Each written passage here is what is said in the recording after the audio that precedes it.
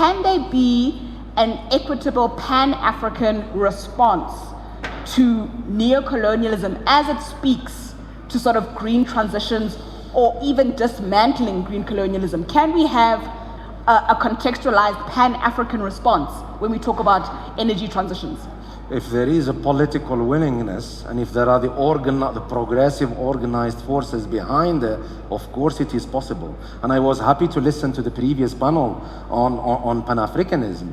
And I think we need to reconnect with the progressive, radical, anti-colonial and anti-capitalist Pan-Africanism that we've seen in the 60s and 70s. You know, Algiers and Cairo at the time were called Meccas of the revolutionaries. Amilcar Cabral was saying at the margins of the 1969 first Pan-African Cultural Festival, which was a fighting culture, a culture in struggle to liberate Africa. He said, pick a pen. He said the Muslims do pilgrimage. I'm just paraphrasing, guys. The Muslims do pilgrimage to Mecca in Saudi Arabia. The Christians maybe to Jerusalem or something. But the revolutionaries come to Algiers, to organize and overthrow that capitalist imperialist system that is, dispossessing and oppressing people. But in terms of the energy transitions, Nelly, I think for me, like with the example that is glaring, why are North Africans keep looking north?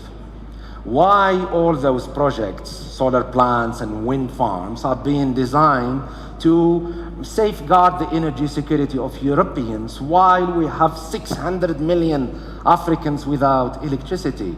Doesn't it make sense to look a little bit much more south and, really integrate economically from a solidarity point of view without those unequal relations? And I think there are possibilities in that sense, I believe. But as I said, it needs political willingness. And in some cases, we need to overthrow those military dictatorship that serves the interests of the Western powers. Yes.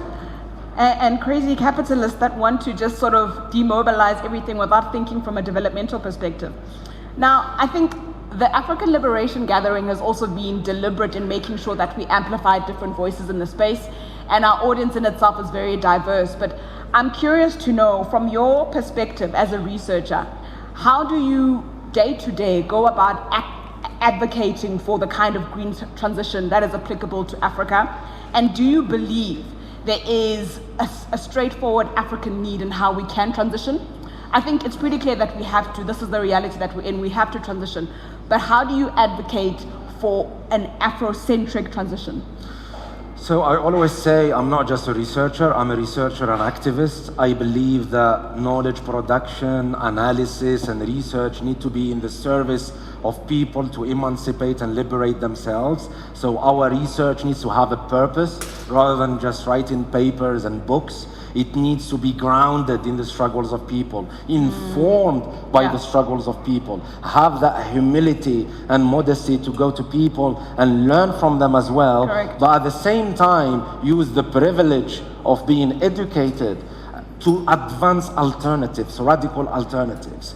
In terms of the alternatives on the African continent, the potential, the huge potential that Africa has, in terms of the potential, just not in your renewable energy, but economically. The land that we have to grow our own food. That's very important. We cannot speak about energy without speaking about food sovereignty. We need to rethink and retransform our agricultural systems that have been restructured in a neocolonial way. So we export water-intensive commodities, agricultural commodities for the north and other parts of the world, and we import what we eat. And I think this is glaring in various parts of the continent. But also we need to look at the youth potential, the capacities that we have. If we really integrate at the Pan-African level, not just at the state level, guys, we cannot trust states 100%. We need to be keep pushing our governments and ruling classes to do much better, but also connecting the social movements together, the trade union movements together, because what matters is building power, alliances and coalitions in order to shift the balance of forces in the ground and force our governments to act or take power. I think this is the question that we need to talk about. As people, we need to take power. So those economic systems really work for us. The potentials, I remembered something. When I was studying renewable energy in North Africa, there was a paper by a German researcher looking at the potential just of North Africa in providing electricity for the whole world. I don't know if you've seen, there was a map of North Africa like this, and put in squares, from small square, 3 squares, one, a bigger one, and a bigger one. So this one says will satisfy the whole needs of the European Union. This will satisfy the whole need of the world. Sure. That thinking, of course, is inspired by colonial ideas, because they are not coming to do it for us.